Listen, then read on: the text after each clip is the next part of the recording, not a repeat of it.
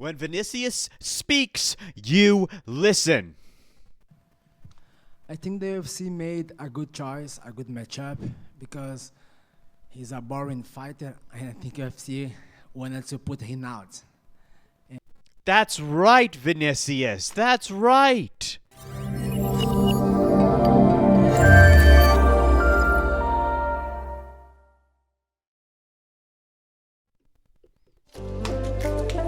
Hallelujah! Hallelujah, everybody! I can't believe we're back at it again for the DynamiteGizmo shitcast. Welcome to the DynamiteGizmo Podcast, everyone. Episode 286. 286? What? Since when? I didn't know we got there that fast. Oh, we gotta show today's card. Hold up. Here's today's card. It's tradition around here to show you the card, but it's not tradition to show you what's on the card, but you'll find out anyway because we will talk about it. We'll talk about it.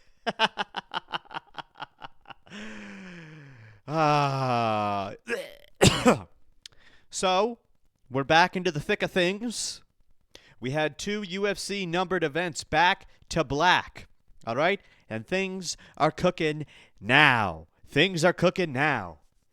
And we got our first fight night of the year. Vinicius Oliveira versus Mario Bautista. And I can tell you this. Vinicius Oliveira is going to cream Mario Bautista. I'm just going to say it right now. I'm going to say it because I am predicting he is going to excel in the bantamweight division. That's the division he's in, right? You bet your fucking ass he is, okay? And remember, as always, if you want your fight prediction sheets... Oh my god, why does that keep playing every time I open this? Hold on, I gotta fix this. There we go. The little subscribe thing up in the corner. We don't need that every time. If you want this fight prediction sheet, excuse me. I'm supposed to say excuse me after I burp. I keep forgetting. If you want this fight prediction sheet, link is in the description. It will be for free. It will be available somewhere between Thursday and Friday. Okay, I don't have any of the Vegas betting odds on here, but you know what this fight prediction sheet is by now, okay? It's got every fight on the card. You choose your fighter for each fight, 1 through 12. Let's zoom in on it, why don't we? Okay, let's zoom in to Horiguchi and Albazi, all right?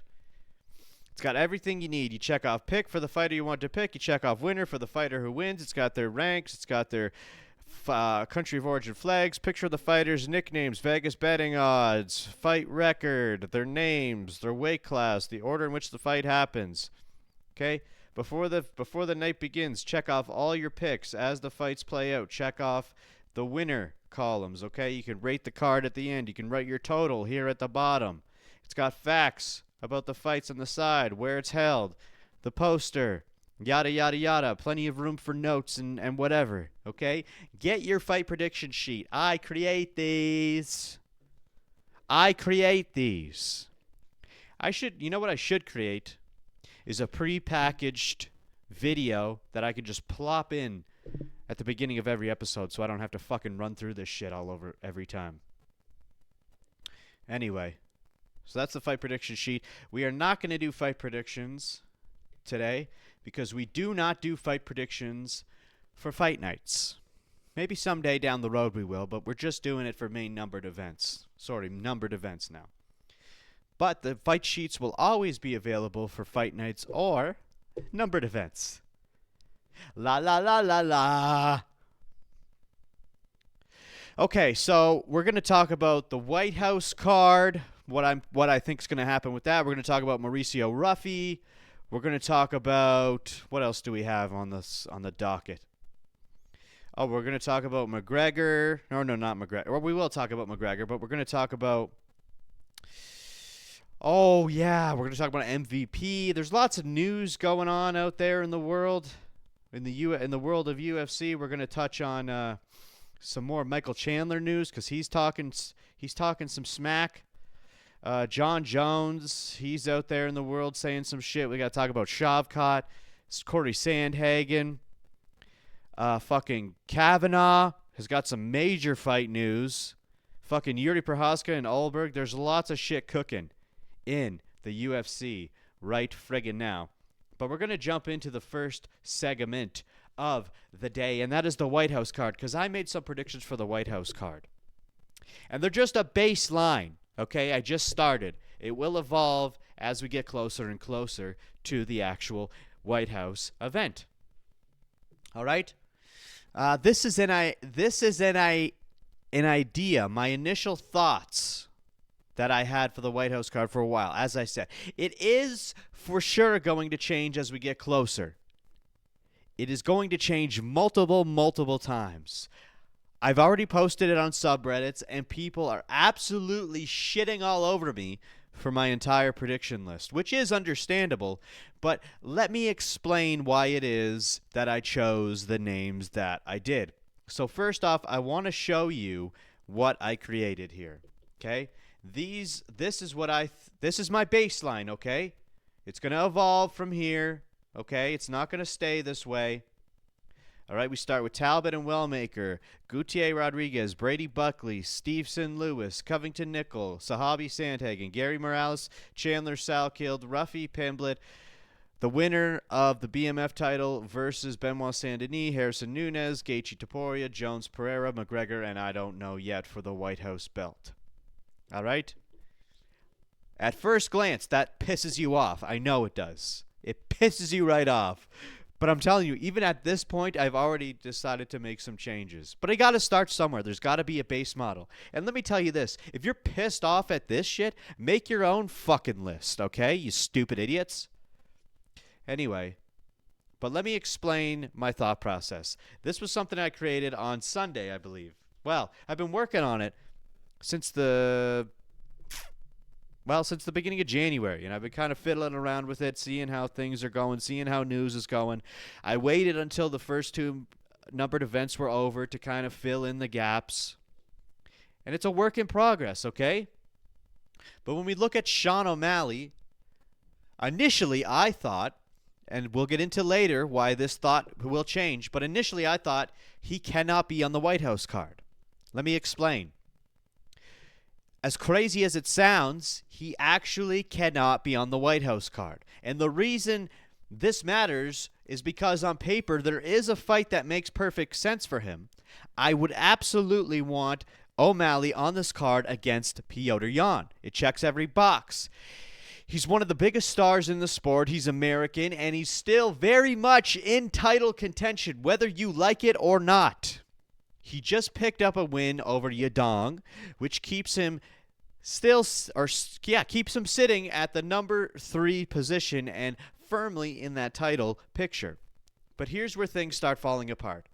Corey Sandhagen has already hinted that he will be fighting Sahabi. Now again, it's just a hint. Nothing is guaranteed here, but we will Is there one or not? Hey. We will get into something here. Okay? We'll get into more about Corey Sandhagen at the end of the episode, but I just want to show you what we got going on here. All right? Freaking 20 years later. Yeah. So for you, you say you want to get one in relatively soon. Is there a month in mind? Is there a time frame in mind? I'm just waiting for them to tell me. I'm squirmy because I can't say too much, but hopefully we'll have a date pretty soon. There's something. There's something in the works, you say?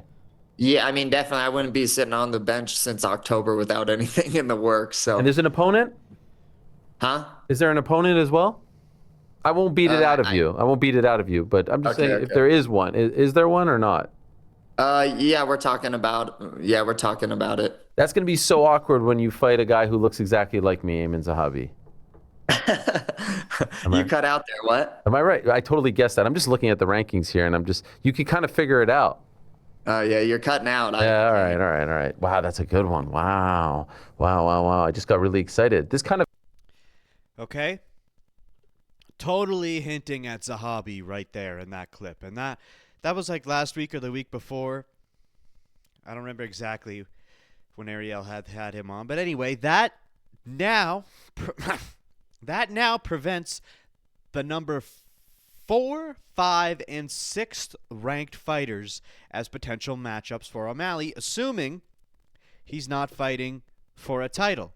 Because obviously Zahabi and Corey are out if that hint is true. And according to Merab, Dana told him directly that he is next in line for a title. However, that title fight will not be on the White House card because there will be no Russians on that card. I'm not saying that is the truth. I am saying that is what Merab said. And I have the clip here.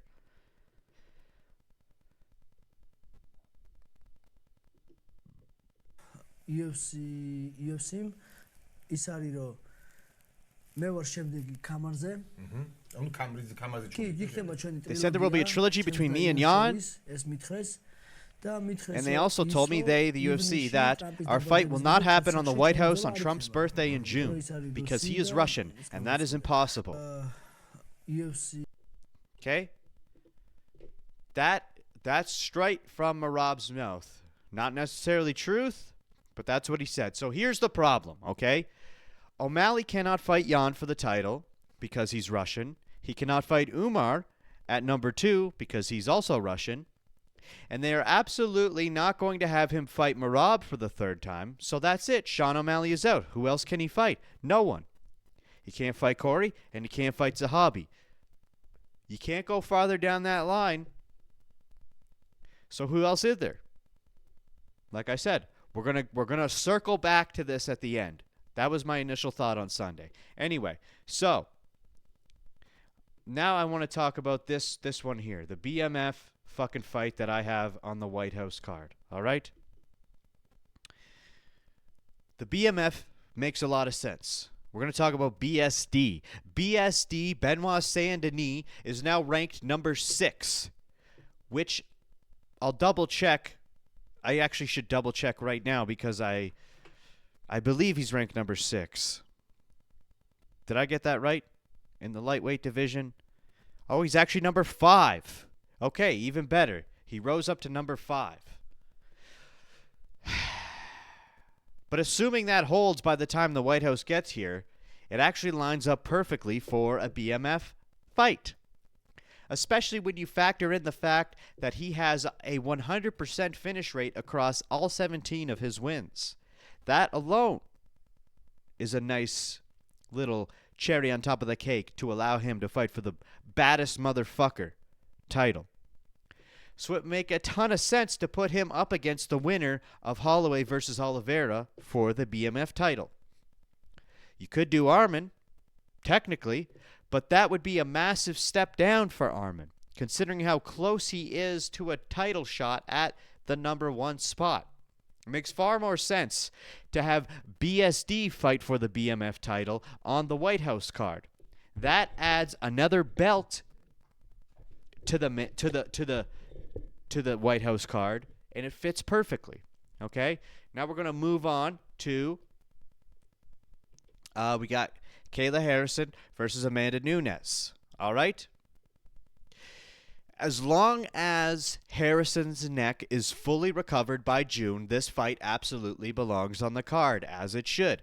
Nunes cannot fight anyone else and shouldn't fight anyone else. She was retired before this matchup even existed, and this is the only reason she's coming back.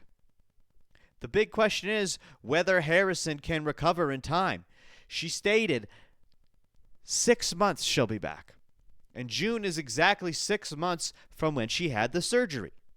So who knows? Okay? Then what else do we got here? Gaethje versus Topuria. All right? Topuria is one of the biggest stars in the sport right now. No question about it. Massive hype, huge wins, undefeated record. He was supposed to open the year but couldn't. So it only makes sense to put him on this card. And if we're unifying the lightweight belt, it has to be against Gaethje because Gaethje has the interim title. That matchup works incredibly well, especially considering Gaethje is an American which fits the theme of the card exactly. All right? And then we've got Jones versus Pereira for the vacant heavyweight title. Crazy, right? I've been hearing rumors for a long time now that the UFC is going to strip Aspinall of the heavyweight title post-eye injury. Dana already seems pissed at Tom Aspinall, and at the same time, Pereira just keeps getting bigger and bigger and keeps talking about moving up to heavyweight. It's no secret. I'm also hearing rumors that Yuri versus Olberg for the vacant title at UFC 327 is going to be happening, which we'll get into later at the end of the episode as well. So if that happens, it would mean Pereira vacates the light heavyweight title, moves up. And if Pereira wins at heavyweight, that would be the first time ever someone has claimed 3 titles in 3 different weight classes. Ever. That is a massive opportunity for the UFC, and it absolutely needs to happen on the White House. Now, I know Dana has said he doesn't want Jon Jones because he's too unreliable. But this would be the one scenario where Jones actually is reliable. Jones never wanted Aspinall. Jones wants Pereira. And Jones has always wanted the White House card. So Jones needs to come back for this. And once again, he's American, so it fits in. This is a massive fight. Should it be the co-main? It's definitely main event worthy, but we still have this other problem. Okay? And before we go on to the main event that I chose, I just want to say we're going to talk more about Jon Jones at the end of this episode. Okay? So then finally, I placed McGregor versus blank fighter for the White House belt. Why am I doing this? Why am I making these crazy decisions? Well, McGregor is currently in training camp. Dana has said that McGregor is definitely in the running, which I have a clip here of him admitting that exactly. Let's take a listen. Whoops. Oh, yeah. And then Monday, we're all in on the White House fight. We don't have anything laid out. We're not. Nothing. It'll all start Monday. Okay. All right. And no disrespect to Chandler. We love Chandler. Chandler's one of the. You don't have enough time in your show for me to talk to you about how awesome Chandler is. And you know how I feel about Conor and everything that he's done for the sport and this company. But yeah, that's not the fight we're going with. Go ahead, AJ. Dana, I mean, I know you're saying that's not the fight, but is there anything, I know Conor's been publicly asking for this, he wants to be on the card. Is there anything that you're looking for him to do to prove that he's responsible and he can be the guy to headline that card? Conor and I have a great relationship. You know, we talk a lot, you know, through text. And yeah, he's definitely in the running for this fight. He's definitely in the running, Dana says. Okay? But Dana has also said he doesn't want him against Michael Chandler, as we saw slightly in the beginning of that clip, which is weird because that's the only fight that really makes sense to me for now. And if you're going to have McGregor on the White House card, logic says he would be ahead of Jones versus Pereira. So I stuck him in the main event. But the question is, who does he fight? When he was originally booked to fight Chandler at UFC 303, that was scheduled at welterweight. Conor is way bigger physically now. I can't see him fighting at lightweight ever again, but we'll get into that later. And when he originally spoke to Chandler about that fight, he even mentioned wanting to fight at middleweight. Do you remember that iconic clip? Which I have also here to show you. If I told you what weight it's going to be, 185. You want to do 185? I'll do 185. You'll do what you're told. I'm going to pin you. This is my game. This is my game forever. All right. You'll do what you're told. So when I look at the welterweight and middleweight rankings, it becomes impossible to pick. It could be anyone. I'm going to have to sneeze. I apologize.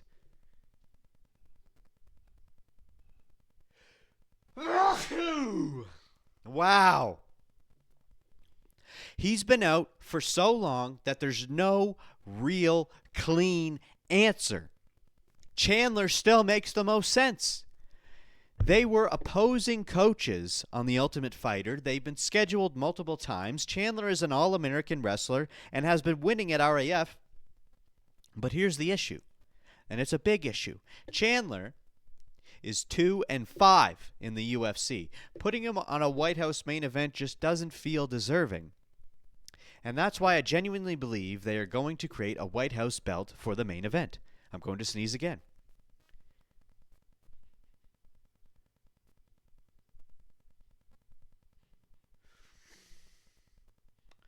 Nope. I feel it, dude. I fucking feel it. Ooh.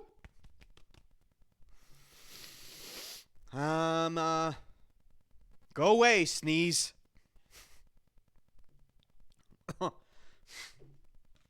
I gotta blow my nose or something. A little DC dirty cock. Hold on, I gotta blow my nose. I'll be right back.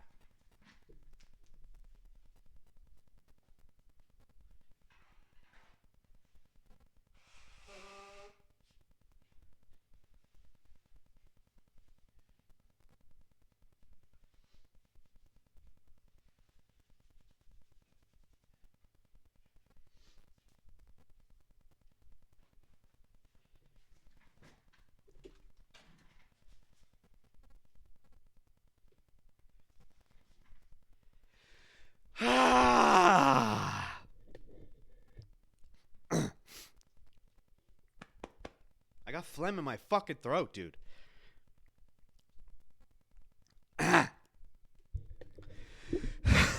And that's why I genuinely believe they are going to create a White House belt for the main event. That way, they can justify putting Conor there and still have another belt on there and bring more attention, because they want like 6 to 9 belts or whatever, who, you know. So if we have the BMF and this made-up White House belt, you could fill in the other 3 slots with something with the other ones that I said. So you can have at least 5 belts on the line. Conor is too big of a draw to not make it special. Like, what are you going to do? Put him in the main event for nothing? You got to do something. So if Conor comes back, who knows who it's going to be against, which we'll talk about later, but he needs to come back. Is it guaranteed? Probably not. Okay? Now, let's just quickly look at the rest of these, okay? So because I still think Chandler should be on the card, I threw him up against Salkild. Salkild is an up-and-coming fucking lightweight prospect. Throw him against Chandler, but still make Chandler the feature prelims. That kind of satisfies everybody. Gary Morales, #1 title contender fight for the welterweight division. Again, we predicted Zahabi and Sandhagen were supposed to fight. So why not throw them on here? Okay, we already talked about the Covington versus Nickel fucking beef that they have. Covington is ranked 13 or something. He shouldn't be ranked at all. Bo isn't ranked yet. But I guess Covington's ranked at welterweight. But anyway, he wants to move up to middleweight anyway, so why not fight Bo Nickel? Okay, Stevenson has to make a debut at some point. Why not do it on the White House card against Derek Lewis, who is one of Trump's 3 favorite fighters: Bo Nickel, Derek Lewis, and some would argue Covington. Okay. Then we got Sean Brady and Buckley. This will give Buckley an opportunity to get up in the rankings, fight against Sean Brady. Hey, Oliver, stop that. Stop it. Okay, Gaethje needs to get ranked. Okay, and he's a huge rising prospect, so put him up against Rodriguez. Allow him to get ranked on the early prelims. Okay, again, Talbot and Wellmaker, both uprising prospects, bantamweight division. They're fucking, everybody wants to see these two fight. Why not put them on the White House card? Bada boom, bada bing. Quick and slappy. That's the way I like it. Now, again, this is going to change as we go through, get closer to the event itself. Now I want to move on to the second segment of the day. I want to talk about welterweight, MVP, Shavkat, Ian Gary. We're going to mix it all up, mix it around like a big old saucy soup. All right? In my opinion, welterweight is the most stacked division in the sport right now. Or at least, or at the very least, on par with lightweight. And the issue I'm about to bring up is something that people who closely follow the sport will immediately understand, but most casual fans probably won't even realize it's happening. Michael Venom Page is one of the biggest draws in MMA for a few key reasons. The biggest one is his fighting style. MVP fights in a way that almost no one else in the UFC does, and it allows him to get past most of the fighters that he faces. He comes from a background of fighting called point fighting karate. That is a style that specializes in semi-contact or light contact scoring. Speed and timing matter far more than power. The goal is essentially to touch your opponent and get out before they can touch you back. Hold on. It's almost like a more intense version of tag.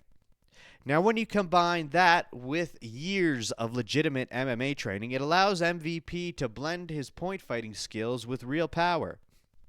That's how he's able to fight with his hands down the entire time, avoid getting hit, and still land clean shots over and over again.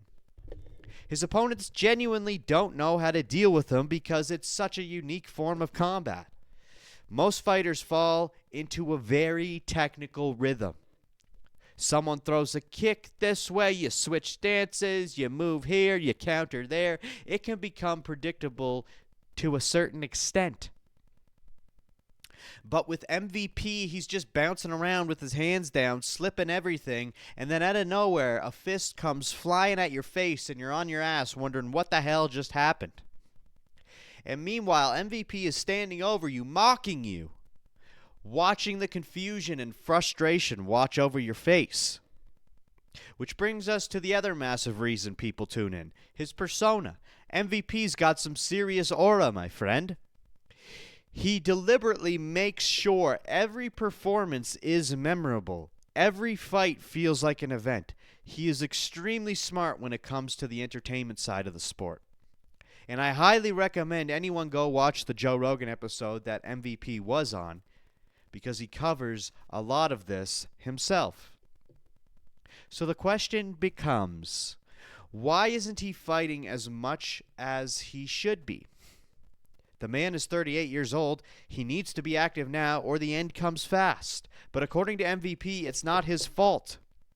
It's a lack of opponents, which I have a clip here of him explaining this in further detail.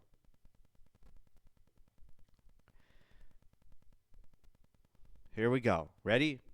My likely next fight is going to be in the because they're coming to London as they always do for March, like the 21st of March. They've always want me to. I'm a big name over here. They want me to fight, but they still haven't got an opponent. So they're like, yeah, you're definitely going to fight March, and we'll tell you. Well, you know, we're still trying to figure out an opponent. I'm like, I'm in 2 divisions. I said I want to be at welterweight. I've taken a spare of the moment middleweight fight with Shara Bullet. Didn't mind. Then I was like, hey, give me a welterweight fight again. Nobody's available. Okay, give me another middleweight fight. They're giving me another middleweight fight. Cool. Give me another welterweight fight. Nobody's available. How can nobody be available? Yeah, bro. And this is what I'm getting message back. Yeah, like, and I'm okay. This guy, I swear, kid you not. There was a fight the other day. Quite a few welterweights are performing. He just won a fight spectacularly. Message him. That's a great fight for me in London. Oh, we've got plans for him. The bread just stepped out the cage. I'm already out for months, and you don't have plans for me, but you have plans for him. That doesn't make sense, bro. Like in my head, something's going on. I don't know what it is, but weirdly enough, like I said, I don't try to overstress it. Yeah. Because I always know other things will come, and Roadhouse came. Yeah. So I'm on that till December, which again, if I had a fight, it'd have been hard to do both of those things anyway. And then it allows me to have the time between January and March to prep, get a proper prep. That's right, I forgot he's in the new Roadhouse movie. But anyway, so according to him, he wants to fight at welterweight, but at almost this exact time last year, the only fight available to him was Shavkat Rakhmonov, as he so elegantly put, at middleweight. So he took it on short notice. After that, he thought, all right, let's go back to welterweight. But once again, no opponent. So they gave him Cannonier at middleweight. After that fight, he became ranked. He became ranked in the middleweight division, which is the last thing he ever wanted. He never wanted to fight at middleweight to begin with. But here's where things start to change. So as he said, the UFC is going to London on March 21st, like they always do. Evloev and Murphy are headlining. And for whatever reason, MVP isn't the co-main, but he is the featured fight of the night. That's important because he's finally getting the welterweight fight he's been asking for. Kind of. It's not someone in the top 10. It's not even someone in the top 15. It is Sam Patterson. Now, don't get me wrong. It's a decent fight. There's nothing wrong with it. I'm imagining Patterson is going to get absolutely creamed by MVP. But the real issue is this. How does this help MVP climb the rankings? He was ranked number 10 at middleweight, a division he never wanted to be in. Now he's finally back at welterweight, and we gave him Patterson? Why not at least someone in the top 15? But maybe it's not all that bad because guess what? Shavkat is completely out of the rankings now. I don't know if you saw this or not, but if you take a look at the screen right now, I'll just zoom in here. Shavkat was either number 1 or number 2, somewhere in here, but they plopped him out. He's gone. Okay, which means everyone else jumped up some spots, which allowed Michael Venom Page to sneak in at the number 15 spot here at the bottom at welterweight. He went from being Shavkat went from being the number 1 contender, the guy everyone thought was the only real challenge to Makhachev, to now not being ranked at all. And why? Well, we know Shavkat couldn't fight at all in 2025 because of a leg injury that he had prior to the Ian Gary fight, which worsened to the point where he needed surgery after the Ian Gary fight. So we waited. Eventually, we saw him doing some leg stretches, which gave everyone hope, and Shavkat himself told people he's ready to return. There was that leaked Venom picture, official Venom picture on their website of Shavkat's shorts being available.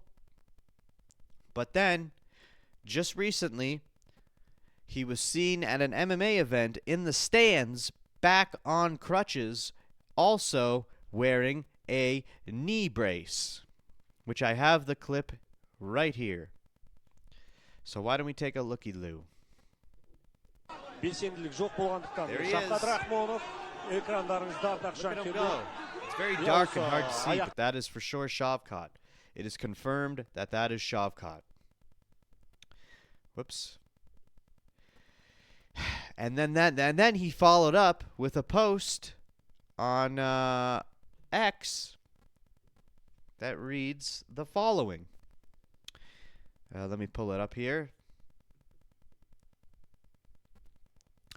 A fighter's path has never been easy. Life doesn't give us challenges we can't overcome.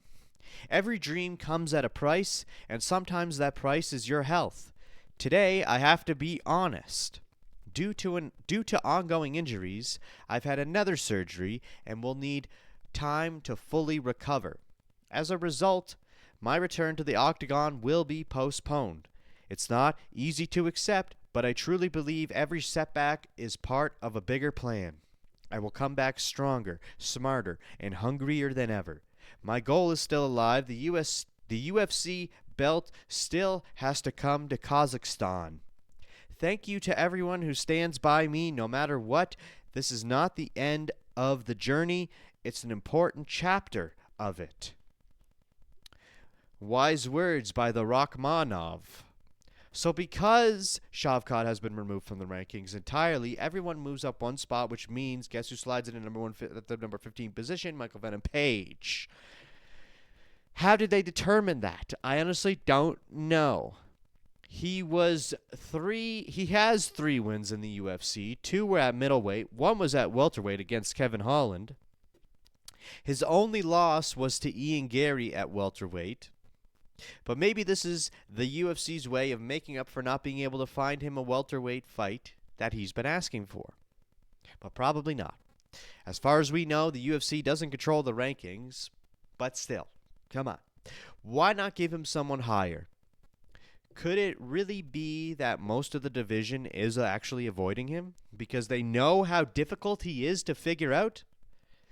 Even MVP himself has said he can see in his opponent's eyes as if their souls are being drained from their bodies because they have no idea how to solve the puzzle that is MVP. And I'm paraphrasing, obviously. Those aren't his exact words. Because with a guy like MVP, you'd think finding an opponent would be a little easier. Everybody should want to fight him, right? But I guess we'll see what happens after Sam Patterson. Now let me ask you this. Do you think fighters at welterweight are actively avoiding Michael Venom Page because of his style? Or is this just bad matchmaking and timing from the UFC? You gotta let me know. Because if you don't, I have to go collect trash for the next few days. I'm a trash man. I'm the trash man.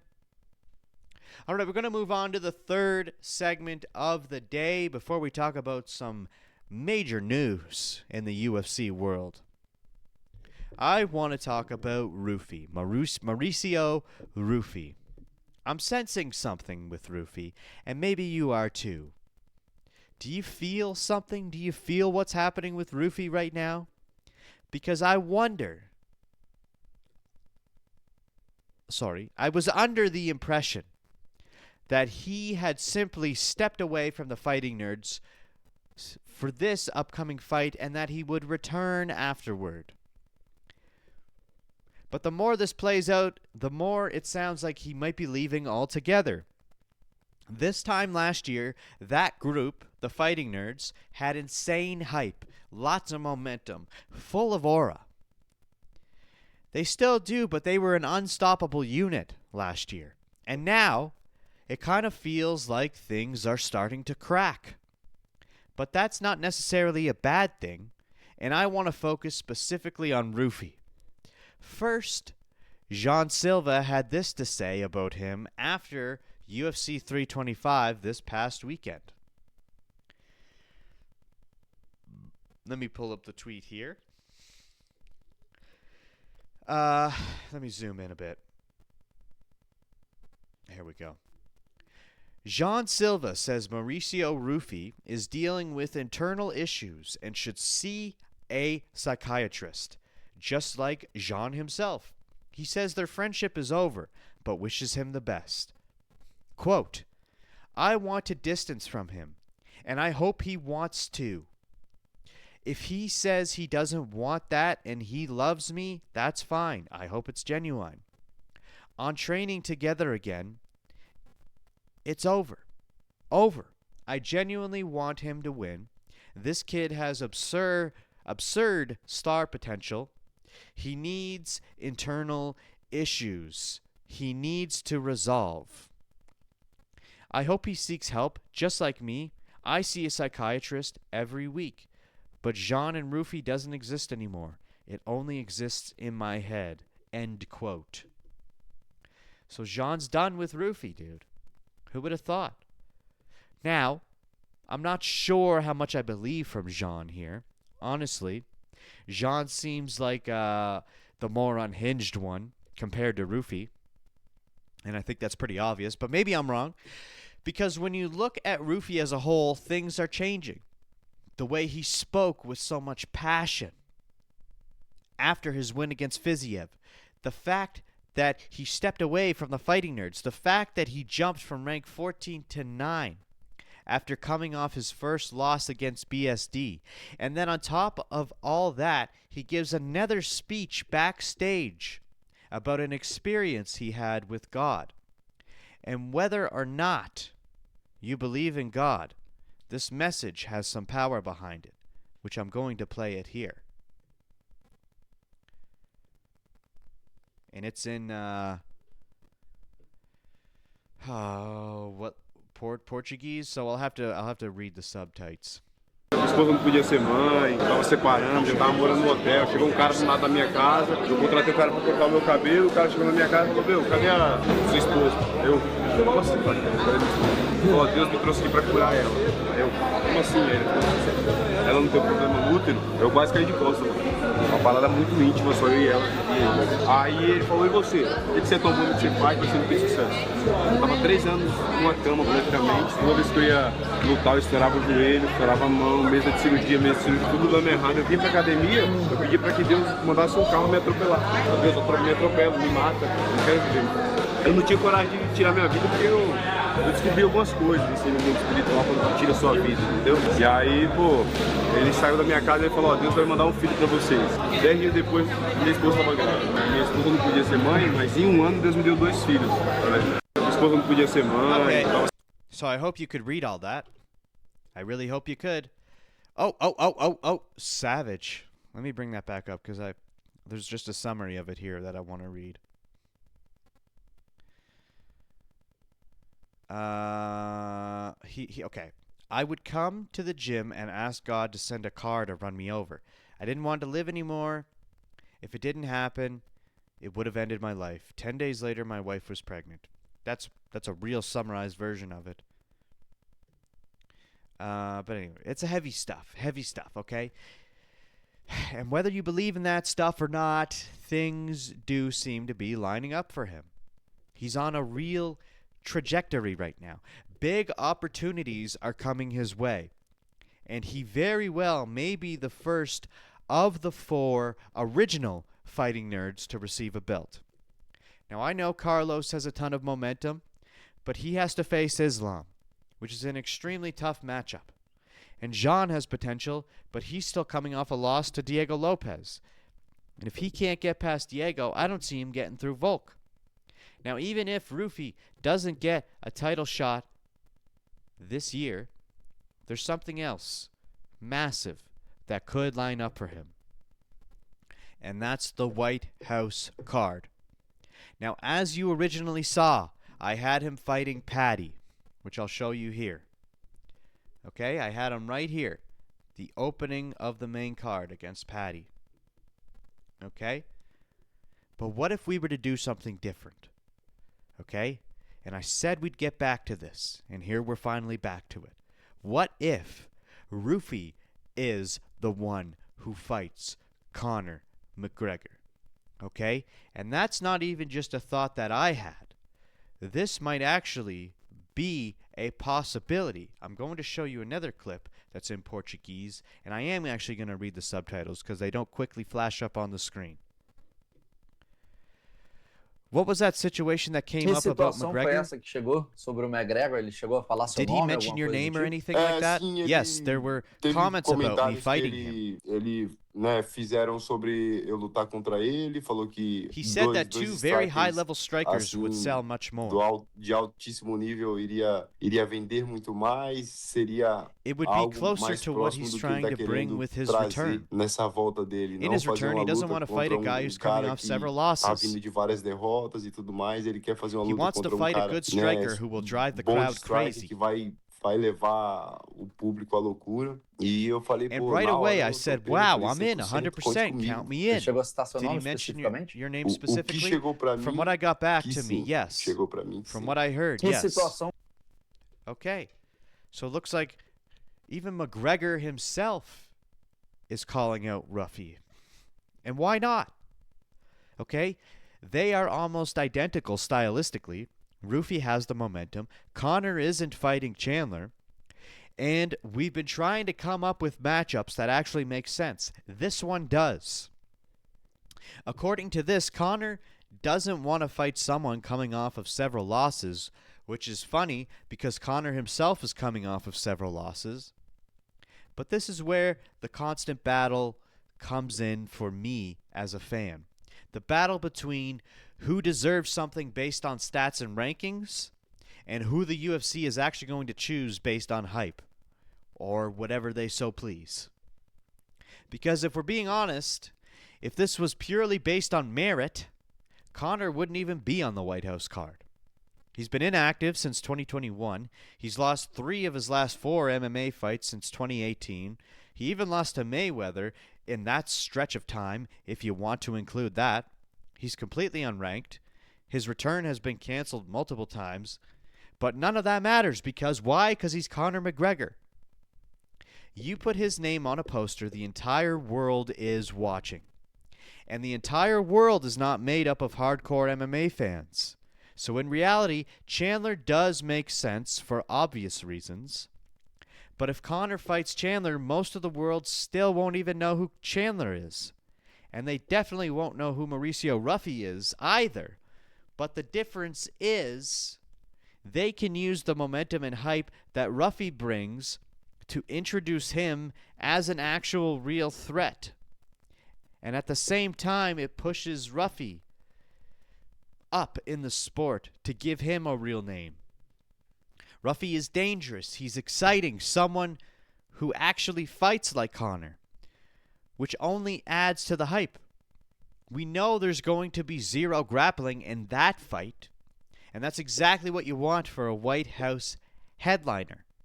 So even though Chandler makes the most sense, if we know we're not getting him, why not Ruffy?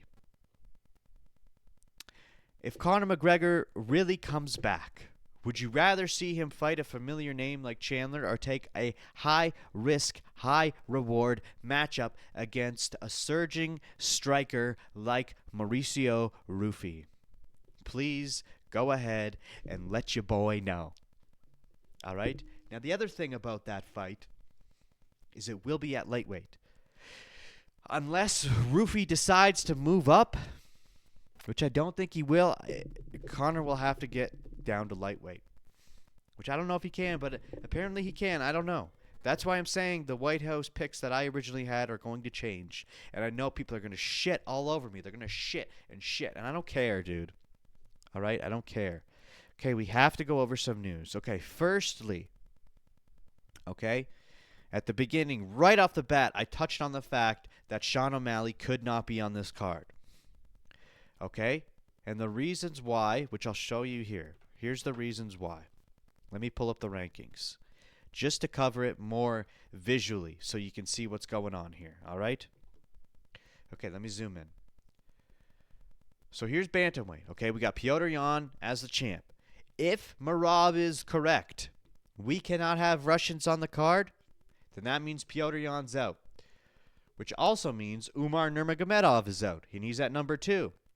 Sean O'Malley's not going to fight Merab for the 3rd time, and Merab himself said he's not going to be on the card anyway. Okay?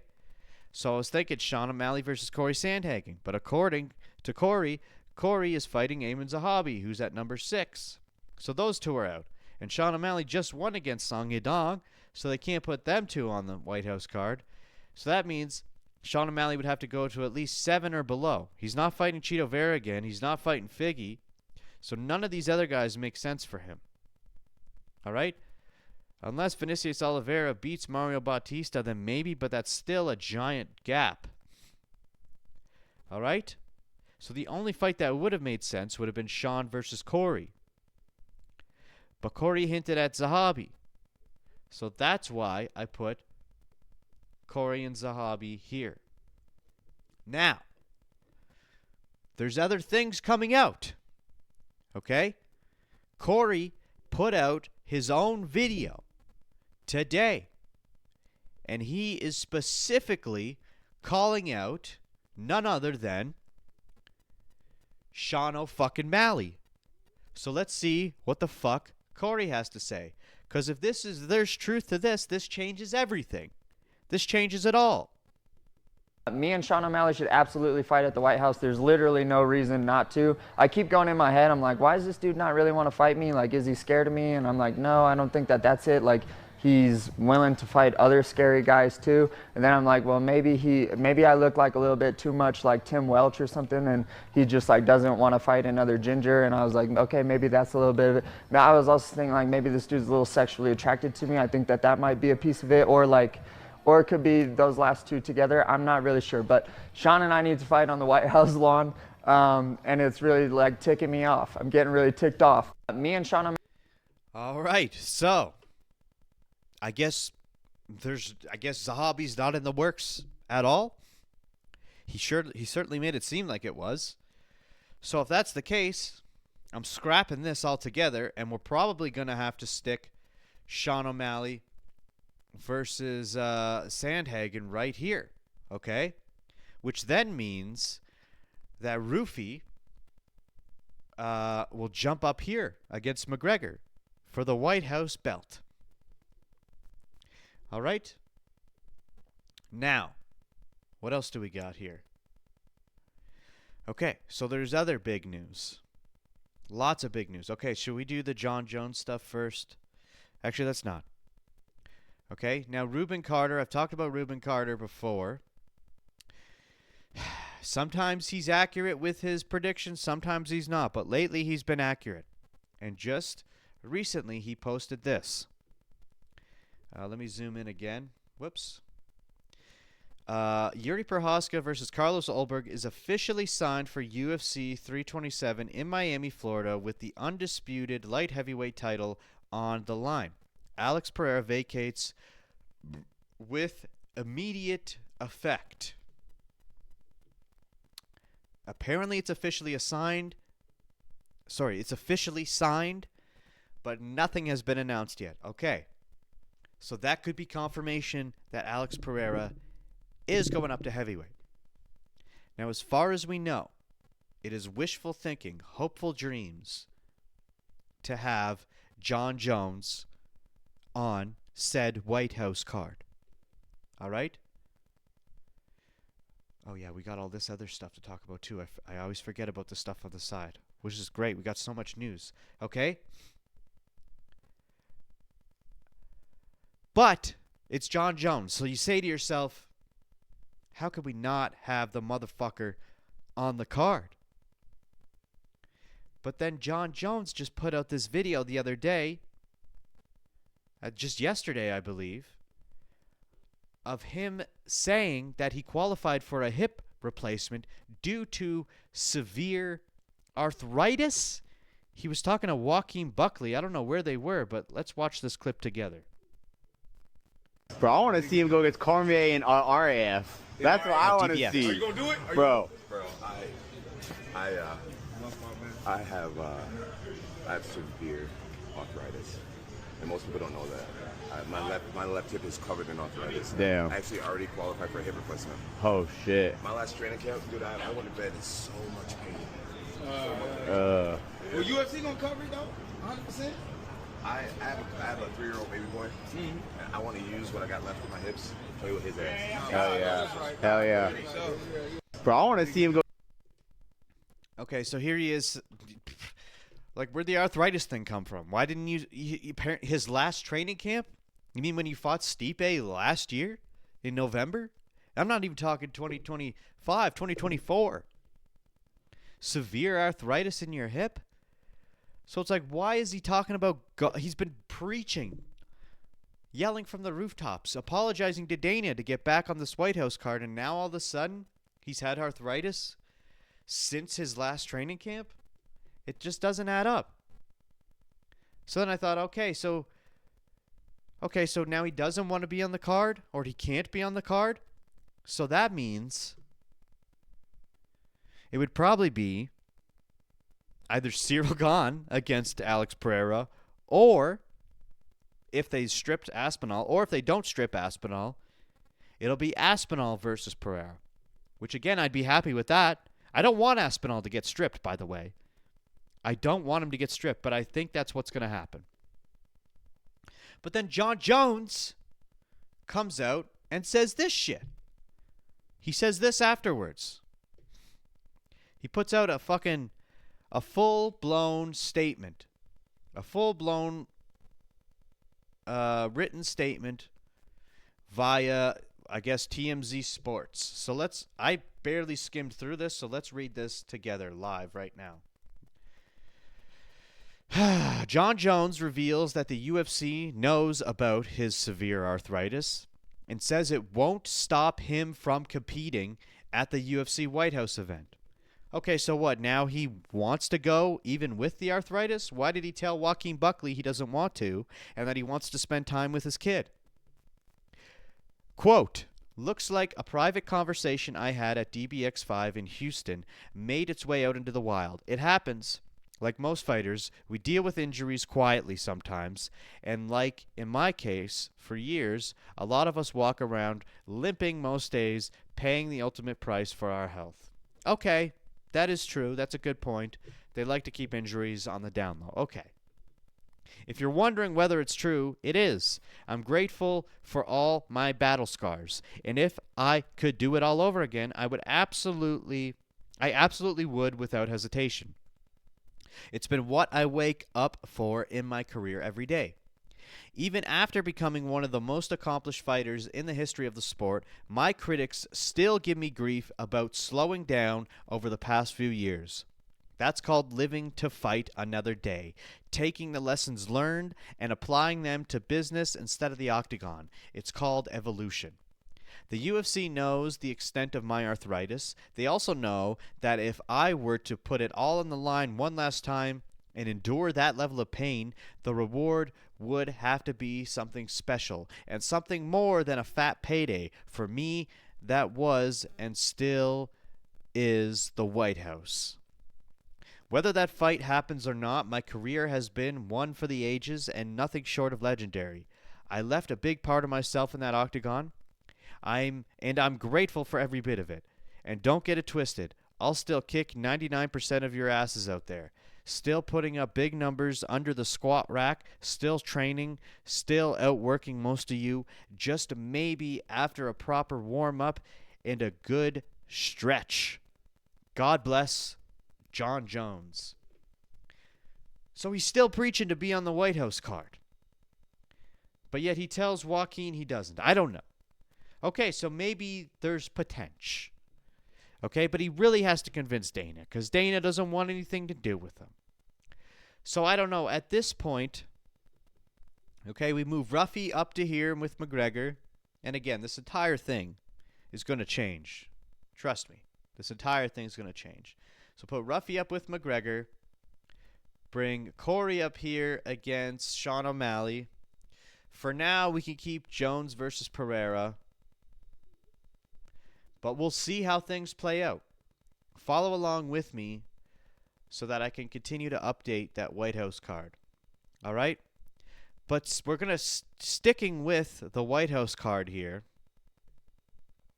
Michael Chandler did an interview with Mike Bond on the Bonfire.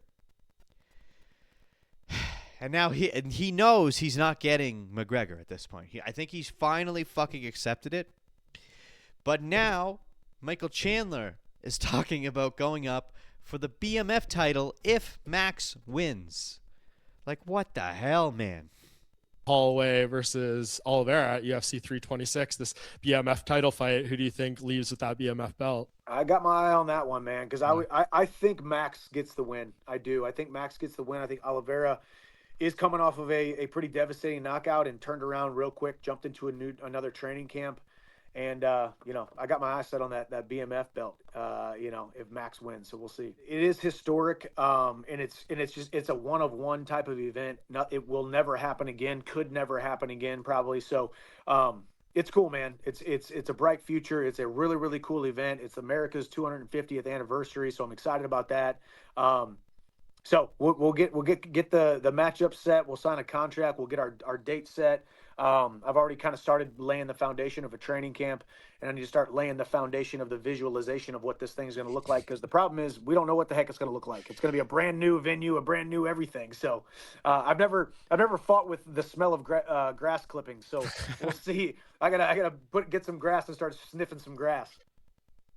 Oh, ow, ah! I just smashed my elbow, Chandler. Listen, Chandler doesn't deserve the BMF title. He doesn't deserve to fight for it. He's 2-5. There's no way.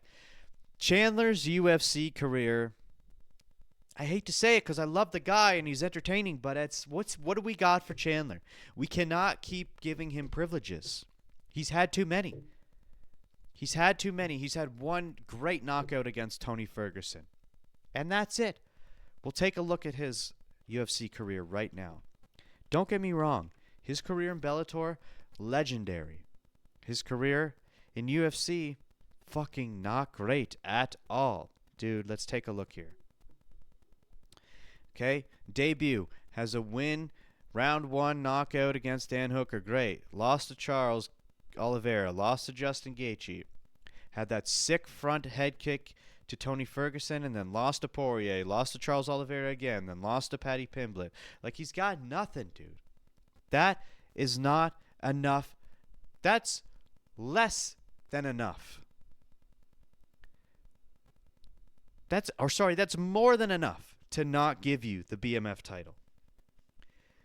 You lost to Charles Oliveira twice, and you're saying if Max Holloway beats Charles Oliveira, you deserve to fight for the BMF title? You can't even get past the guy who couldn't get past the guy who has the BMF title. So why the fuck would that be enough to have you fight for that? It doesn't make sense. Okay? I give props to Chandler for the delusional thinking of him possibly allowing himself to get some sort of opportunity, you know, in the UFC. But god damn, dude, like, they gave you Dan Hooker, they gave you Charles Oliveira twice, they gave you Gaethje, they gave you Poirier, they gave you Ferguson, they gave you Paddy Pimblett, all legends of the sport, and you couldn't pull through 4. Wow, yeah, you couldn't pull it together. 5. You lost 5 out of the 7 times you had an opportunity to fight. 5 of those times you lost. You only have 2 wins. Like, come on, dude. What are we doing here? It's over. It's over for Chandler. If Chandler doesn't get McGregor, that's it. There's nothing left for him. Unless somehow they feed him someone and he can turn it around and then, you know, he can bring it back. What's left? Because he's also like 38, 37. Like, that's it, dude. You're out. And the last thing I want to mention is just this, which I'm sure you've already heard the news, but we'll end it here. The main event with let me pull it up here. Whoops, I just closed it. Fucking great, dude. I'm also looking forward to next week's event. We've got Strickland versus Hernandez. But anyway, oh, it's already switched. Okay, Brandon Moreno. Okay, here we go. Okay. Brandon Moreno was originally supposed to fight Asu Almabayev at UFC Mexico in the main event of a UFC fight night in Mexico. But guess what? Almabayev is out, and look who's stepping up in replacement. Fucking Lonnie Kavanagh. Ranked number 15 in the flyweight division. After coming off a knockout loss to fucking, what's his name? Johnson. whatever the fuck his first name is. Why I can't remember. You know, I love Lonnie. This is a fantastic opportunity. And if he wins, he'll jump right up to number 5. Like, that's wild, wacky. Good for him. But that's all I have for today's episode. Maybe by next episode, I'll have some updates for the White House card. Again, the visualization of what you saw here